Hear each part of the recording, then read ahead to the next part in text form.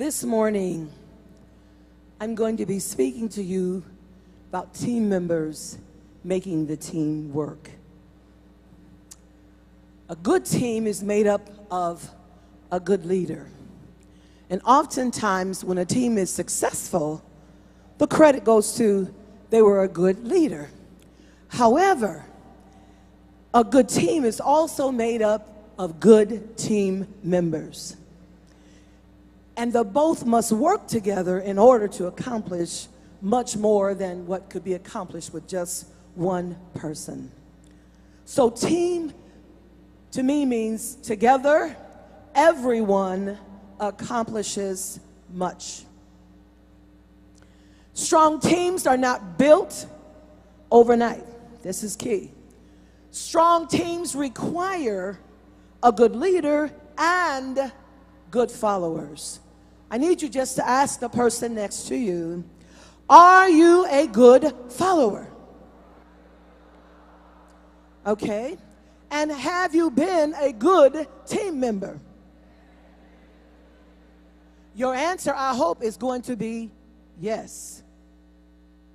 So I'm going to talk about that. I've got some points I'd like to share with you. Just putting a group of people together does not make a team. Wearing the same shirt does not make a team. I'm not a sports person, but I know a little bit about sports to make the mistakes. But what I do know is this, that if the person who's dribbling the ball has no one to throw it to, what happens to the ball? So everyone has a part to play on that team if they're going to win. Teamwork is so essential in the church because you can't get a whole lot accomplished unless you got people working with you. So I want to share a little bit. My bishop oftentimes says this, and I love the way, I don't know where he got it from, so I can't take credit for it. But he says that a plane will never get in the air without the ground crew. That's the team. So you flew here because the ground crew had the right signals. Sometimes when their plane crashes, it's because there's an error somewhere with part of the team. Somebody didn't get the message to someone else to do something else. So the team must work together in order to be effective and efficient. So there are some points I want to share with you. I'm on page 40 in your book. If anybody knows about geese, there's something that happens to them. There's some momentum that happens to them. And part of that has to do with something called synergy. And that's the ability to push the others in the group to get to where they need to go. And they fly in a V, it's not in there, they fly in a V formation.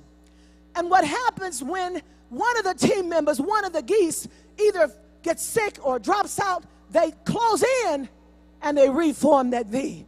And they push them to where they need to go. If geese got that much sense to know how to fill in, y'all don't hear me, when someone else has dropped out. And so that takes teamwork, and it takes the members of that team. First of all, I really believe that in order to make the team work, we need to have individuals that are reliable. So there's three words: reliability, dependability, and consistency. In order to really to be a team, and I'm going to ask you to evaluate yourselves and say, am I a reliable person? Am I dependable when work is given to me? Can they count on me to meet the deadlines that have been set for me? Am I consistent in the quality of the work that I do? That everything should be in a spirit of excellence. Not with, well, you know, that'll do, it's all right, y'all. It's just that, Everything we should do should be done with a spirit of excellency and reliability. They can count on you. They can count on me as a team member to deliver good performance all of the time and not just some of the time. The second one is the ability to communicate constructively with confidence. I don't know if any of y'all have been in any parking lot discussions after a meeting, or have been in backroom discussions after meetings. Well, here's the problem with that. You need to speak up in the meeting. You need to talk about what the problem is, because in the parking lot, you can't get it done.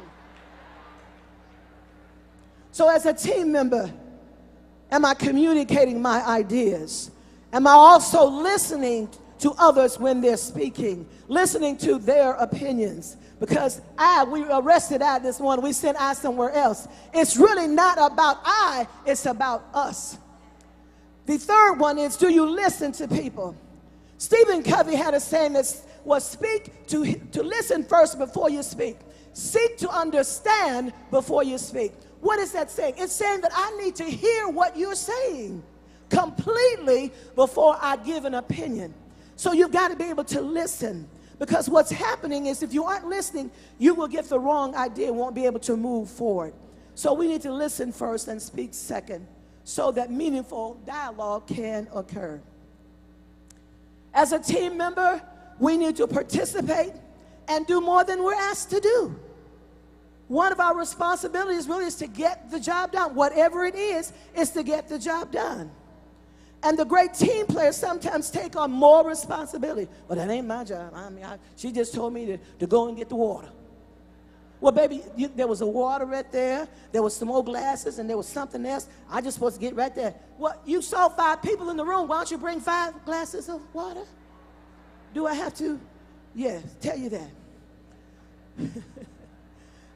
We need team members that's going to think outside of the box.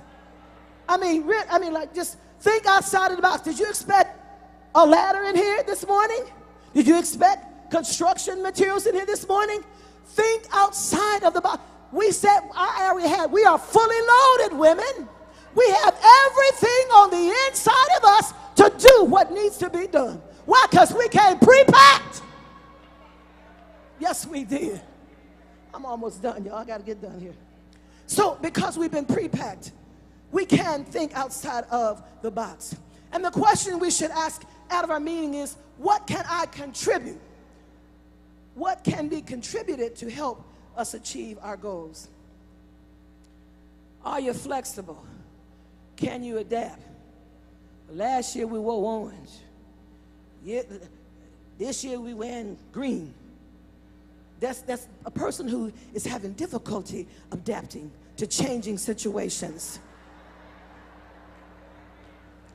What we need to understand is, when we have a team, we have individuals with different skill sets, different personalities, and all of those things trying to come together to produce a successful end. So we've got to work through all of that, and we have to value that diversity.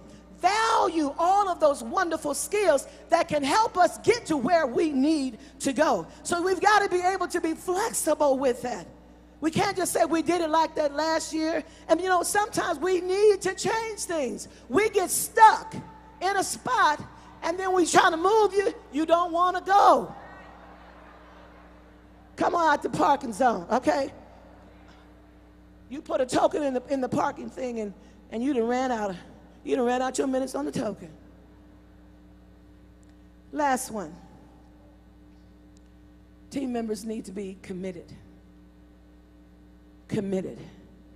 Am I committed to seeing the project through? Am I committed to stand and to do what needs to be done? Do I make the team project the priority, not my priority? Am I committed to seeing it through? Do I show up every time we're supposed to show up, and I don't have a ton of excuses?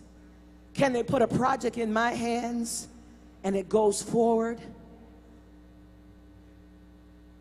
It truly takes good team members in order to make a good team.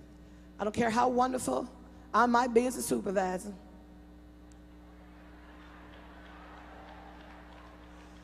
If you don't have a good team, you're just wonderful by yourself. The strength of the team is each individual member.